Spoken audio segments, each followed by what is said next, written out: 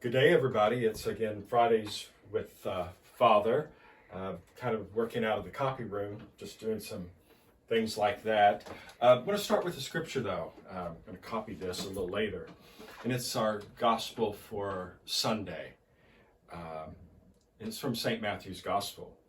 The Pharisees went off and plotted how they might entrap Jesus in speech. They sent their disciples to him with the Herodians, saying, "Teacher, we know you are a truthful man and that you teach the way of God in accordance with the truth. And you are not concerned with anyone's opinion, for you do not regard a person's status. Tell us then, what is your opinion? Is it lawful to pay the census tax to Caesar or not?"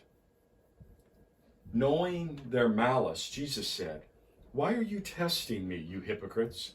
Show me the coin that pays the census tax." Then they handed him the Roman coin. He said to them, "Whose image is this and whose inscription?"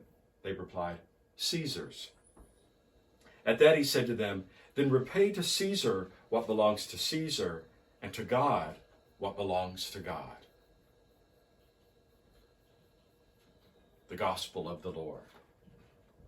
You know, it's a powerful gospel because as Jesus sets up the story for us today, then the Pharisees went off.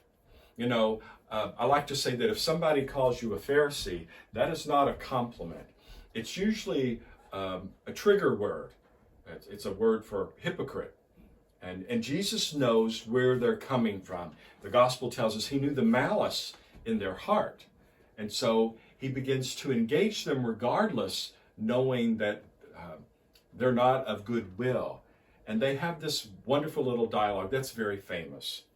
And Jesus tells them at the end, well, whose image, whose coin, da-da-da. It's Caesar's. Then render to Caesar what belongs to Caesar, to God what belongs to God. And for us today, as we gather and we hear that scripture, what captures me sometimes is everything belongs to God. We like to compartmentalize things. Oh, this is my spiritual life. This is my family life. This is my business life. Well, folks, you've got one life. And that one life belongs to God, as does all time belong to him. And I think the gospel today, while it's a story about the Pharisees and the Herodians and so forth and so on, trying to trap Jesus, he has a message for you and me today, that we belong to him. Everything that we do, everything that we say, belongs to God. Over the last several months, the funerals that we've celebrated, it seems that a lot of folks have been choosing Ecclesiastes as the first reading, about a time for everything under heaven. And one of the things is chronological time and the time that belongs to God, Kairos. And for you and me, the real challenge is everything belongs to God. And so as we hear the gospel this Friday, as we hear it again Sunday, maybe to kind of challenge ourselves. Jesus wasn't concerned about who you were. He was concerned about the truth. And maybe we're playing somebody out there. Maybe we're saying something for others. Maybe we're grandstanding or whatever. Okay, just tell the truth. This is what it's all about. Don't worry about what this one thinks, that one thinks, because it really doesn't matter. Jesus is going to tell you what you need to know and what you need to hear, and what we need to know and what we need to hear.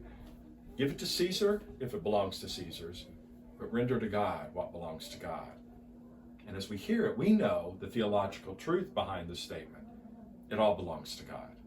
So have a great Friday. Be safe out there. Wear your mask, wash your hands, social distance, the 3 W's, so wear, watch, and watch your social distancing.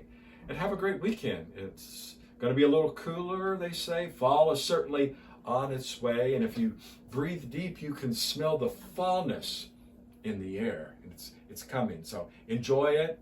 Enjoy the Saturday, Sunday, and have a great one. Take care. God bless.